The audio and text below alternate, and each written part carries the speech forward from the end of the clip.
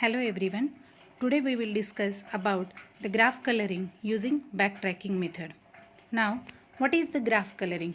Graph coloring is a problem of coloring each vertex in a graph in a such a way that no two adjacent vertices have same color and yet m colors are used. For coloring the graph we need to use more than one color because no two adjacent vertices has the same color. That means no adjacent vertices are colored with the same color. We need to use more than one color. That's why this problem is also called as a m coloring problem. Now for coloring the graph we need to calculate the degree of the graph. That is, if the degree of the given graph is d, then we can color it with a d plus 1 color. So we need to calculate firstly the degree of the graph and then we have to use the color whatever the degree of that graph plus 1. That many colors we have to use for coloring the graph. The least number of colors needed to color the graph is called as a chromatic number. That means we have to try as minimum number of colors we can use for coloring the graph, and this least number of colors that are used for coloring the graph is called as a chromatic number. Now, why graph coloring, or what is the need of graph coloring? Many problems can be formulated as graph coloring problem, including timetabling, scheduling, register allocation and channel assignment. These are the different application areas where graph coloring can be used. A lot of research has been done in this area. So much is already known as a amount space. First we see how the graph coloring is used for making the schedule or timetable. Suppose we want to make an exam schedule for a university. Then we have a list of different subjects and students which are enrolled in every subject. Now many subjects would have common students of same batch or some backlog student. How do we schedule the exam so that no two exams with the common students are scheduled at the same time? That means we need to schedule or we need to make our timetable in a such a way that the common student don't have two exams at the same time. How many minimum time slots are needed to schedule all exams? And this problem can be represented as a graph where every vertex is a subject and edge between these two vertices means there is a common student. So this is a graph coloring problem where minimum number of colors are used for making the timetable of exam. Next is a mobile radio frequency assignment, which is also called as the channel assignment. When frequencies are assigned to towers as well as frequencies that are assigned to all tower at the same location must be different. Then how to assign frequencies with this constraint? What is the minimum number of frequencies needed? And this problem is also an instance of graph coloring problem where every tower represents a vertex and edge between two towers represent that they are in the range of each other. Next application is Sudoku. Sudoku is one of the most popular game, and Sudoku is also a variation of graph coloring problem where every cell represents a vertex. There is an edge between two vertices if they are in a same row or same column or same block. So this problem can also be solved with the help of graph coloring. Next is a register allocation. In compiler optimization, register allocation is the process of assigning a large number of target program variables onto a small number of CPU register, and this problem is also a graph coloring problem. Next application is map coloring. Geographical maps of countries or states where no two adjacent cities can be assigned same color. Four colors are sufficient to color any map. Next is the terminologies. What are the different terminologies that are used for graph coloring? First one is that K coloring. A K coloring of a graph is a mapping of the vertices of that graph onto the integers 1 to K such that adjacent vertices map in a different integers. A K coloring partitions vertices of G into K disjoint subsets such that vertices from different subset have different colors. k-colorable. Next terminology is a k-colorable.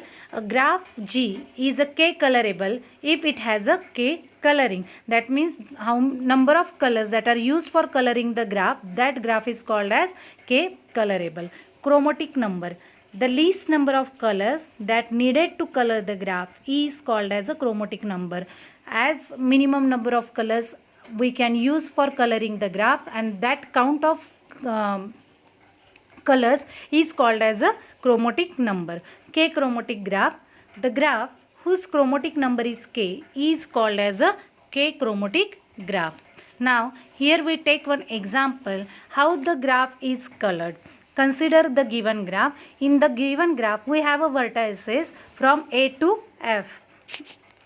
That is total we have a 6 vertices. Now the degree of this graph, if you look at the graph, the degree of the graph is 2. Hence we color this graph with a D plus 1, that is with a 3 color, which is our chromatic number. Then we can use backtracking technique to color the graph. Hence we required, now we are using 3 colors for coloring this graph, and these 3 colors are red, green and blue. So in the step 1 we assign numbers through this color, that is a red equals to 1, for the green we assign second number, and for the blue we assign the 3. Now in the step 2 we start coloring our graph by using 1 by 1 color.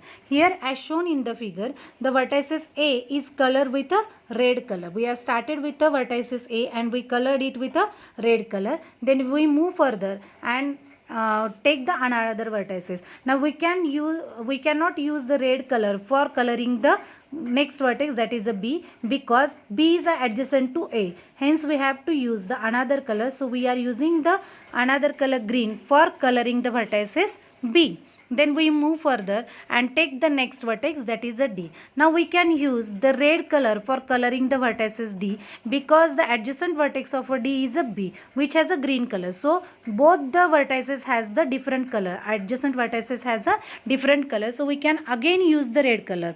So instead of moving to the next color, we are again using the red, because we tried to use as minimum number of colors as possible for coloring the graph. Now we move to the next vertex. So our next vertex is F. Now we are using for coloring the F green color, because the vertex D have the red color. So it is possible to color the vertex F with a green color, because both have the different color. Now we move to the next vertex, that is a vertex E.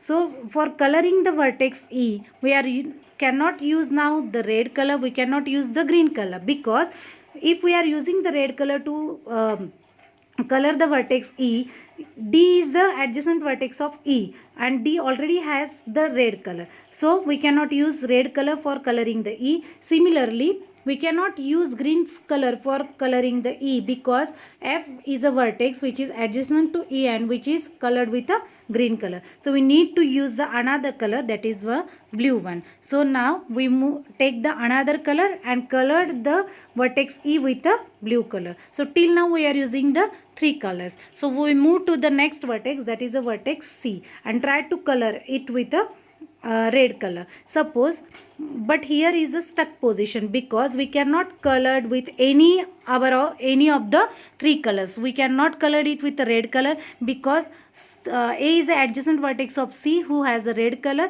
B is the adjacent vertex of a C who has a green color, whereas E is the adjacent vertex of a C who has a blue color. So we cannot use any of this color, and we are using at minimum 3 colors for coloring this graph, as we previously said. So we need to backtrack here. We need to backtrack for changing the color of E, but again we cannot change the color of E to the red or to the green, because its adjacent vertex has the red and green color. So we need to backtrack to the F, till the F as shown in the figure. So we have to change the color of F from green to blue. In the previous slide we have a color of F as a green. So when we backtrack to the F, we change the color of F from green to blue, and we give color to the E vertex as a green. So all these 3 vertex has a different color. All these 3 adjacent vertex has a different color. So now for coloring the vertex C, we can use the blue color, and it is possible to use the blue color because all its adjacent vertex has the different color. So it is possible to use the blue color for coloring the vertex C, and hence the graph coloring problem is solved. I hope this session will be helpful for you. In the next session, we will see the another application of our backtracking. Thank you.